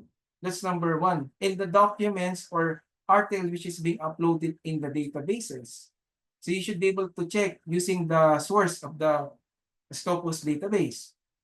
Okay, so you should be able to check that when is the last date that they have uploaded their for example, their issues on the Scopus database. And it will cover the part of that. So the coverage discontinue will be able to reflect. So I know that this is the common issues that a lot of professors during the reclassification stage last time this is the common issues that they have experienced. It depends on the duration period, on the discontinuity. So it's very important to check on the part of the Scopus data, just like what the ACI have released last time in terms of the discontinuity. So you should be able to check the period of when was the journal was being discontinued. So you should be able to check on that. The last article that they have uploaded, and if they still promoting that their database is still active, of course, in the database, you can check on the date on the Scopus resources. That's number one thing that you could be able to know. Checking the year, the documents, number of documents being uploaded, and the coverage. If they have remarks of discontinued, the coverage here, then that's the time that you can conclude that the journal is already been discontinued. As simple as that. And then if they still if they still keep on saying that they're still active on the Scopus, I think you should be able to check on that. So be careful when you submit your article, because there's a lot of publishers that will take advantage, especially that I know that some of the professors right now from the state universities, once they have been given opportunity to publish in a Scopus publishers, they don't mind this kind of awareness regarding the sources, everything. You should be careful on that, because you will waste your time, you will waste your money. So the technique there, you should be able to check other things that you should be able to, and be mindful in terms of submission. And of course, use the official Scopus source list, because it will maintain an official list of index journals which is updated regularly. You can access this by visiting the Scopus source website, search for the journal by title, the ISSN, or the subject area to confirm its current indexing status, just like what I have shown you a while ago. And it's very important, of course, guys. Just like this one, you can simply go with the Scopus, the source. You should be able to know its percentile rank, its citations, everything. It's very important. So you can double check that based on the Scopus database. So you can cross-check and verify with the SGR. Of course, it also tracks journals index in Scopus and provides metrics and feedback. So you should be able to search that by name, ISN, just like the process of doing that in the source of Scopus. So note, if a journal is no longer listed in SJR, it's likely been discontinued or they're being considered predatory. So you should be able to be aware on those matters. So check for discontinued indexing status. Occasionally, when you search for a journal on the Scopus source, so check the coverage always. It means if they have that kind of status, it means Scopus no longer index that journal. You should be careful. So look for announcement on the journal's website, something like it will inform you that the readers, they have already lost their Scopus indexing. Sometimes there's some journals that they're really honest enough in terms of that. The journals that are no longer indexed may still be displayed Scopus index. So you should be able to verify that based on the journal's database on the source itself. And review publishers' reputability and journal metrics. Again, be mindful when checking the impact factor. Check its reputability and its how they will be able to engage. Of course, the number one rule that we are doing, for example, in our publisher side, we try to be responsive enough, because there are some predatory journal that they are only responsive during the submission, but after you publish everything, and if there's an error with your paper, you cannot correct it. Those are the signs that you should be aware that they are practicing predatory things. And regular monitor Scopus updates, everything. And I think that would be the last part of my discussion. And again, I would like to invite you to our upcoming conference with this.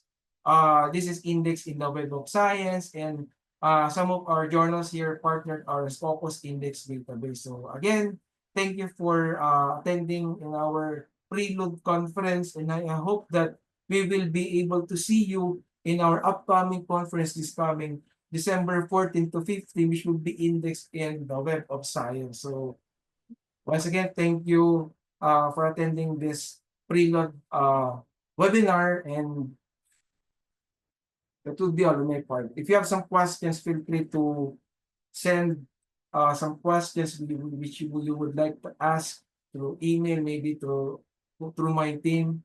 So that would be all. Thank you and good evening, everyone. Okay, thank you, Mr. Mobo, for such a detailed guideline for us. Okay, this is time for discussion. Maybe any question from the audience?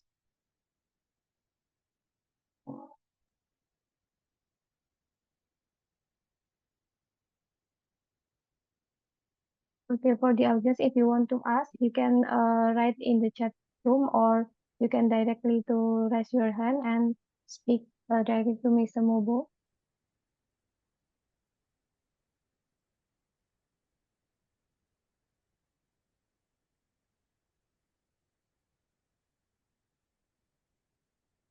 Okay, maybe I have one question, Mr. Mobo. I think because English is not our first language, sometimes we difficult to us to write article incorrect grammarly. Based on our experience, do you have any suggestion for us about the tools that accurately can check our grammarly? And should we combine some tools to get good grammar, or we just can do with one kind of tools, or maybe we have to doing combination or like something like that? Yeah. Okay, thank you. For example, in one of my experiences in some of the leading publishers, sometimes they will require you to edit your article using a referencing management, for example, Mendeley. Sometimes they would prefer you to use MS Word, just like what I mentioned a while ago, because that's one part of the requirement for you to meet their submission guidelines. So you should be able to meet, and that's based on the standards. So using those combined tools, you could be able to deliver a good quality output, a good quality manuscript. So something like that, it will help you to help, just like what Dr. Giray mentioned a while ago. Some AI tools would be able to help you, for example, using Grammarly, using referencing tool to make your paper more diverse. So those things could be able to help you, because with the aid of the technology nowadays, it could be able to help us in creating a diverse article that could be able to be accepted in a highly indexed journal or publisher.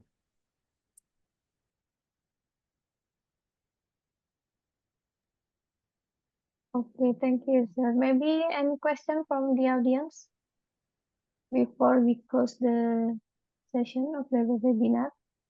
Especially for those participants who are working in the state universities, or eyeing or buying for promotion, especially for the reclassification. And mind you guys, if you're going to submit your article, always check its visibility and its reputation. The number one rule there is you should be able to check the common databases, in whether it's indexed in Scopus or in ASEAN citation. Everything you should be able to check and be aware of its requirements. That's the number one rule, to avoid being lured by other publishers pretending that they're being indexed in Scopus, something like that.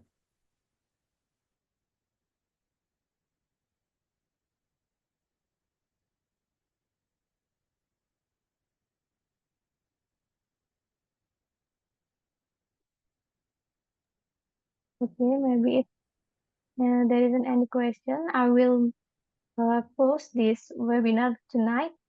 Once again, thank you for Mr. Mobo, and then for Mr. Veroya, that's always become our speakers tonight. If the audience still has any question, maybe you can directly go to the link in of Mr. Veroya or Mr. Mobo, and you can direct to message him. And once again, we are from Generasi Peneliti. Say thank you for all the speakers and for all the audience that already attend to this webinar. And don't forget to register to our conference in the next December. I will see you. I will waiting for to see you guys there. Also, have a good night and see you guys and Hello, goodbye. ma'am. I'm sorry, Yeah. ma'am. Please take a picture together, ma'am, before we Oh yeah. close this session. Okay. Okay. Maybe for the audience, you can open the camera before we close the session. We will taking the picture.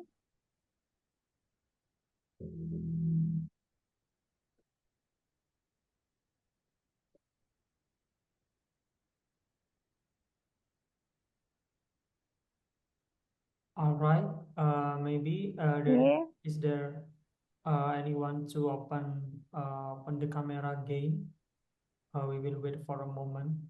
Or I think it is enough. Yeah, I think it is enough. I will start countdown. All right, three. Oh, okay. We still have a person. Okay, I will count down. 3, 2, 1. Okay, once again, 3. Okay, wait a moment. 3, 2, 1. All right. It's finished, ma'am. You can end this session. Okay. Thank you. Thank you for attending. Yes. Thank you Okay. so Thank you for much the to audience. all. Thank you. Thank you.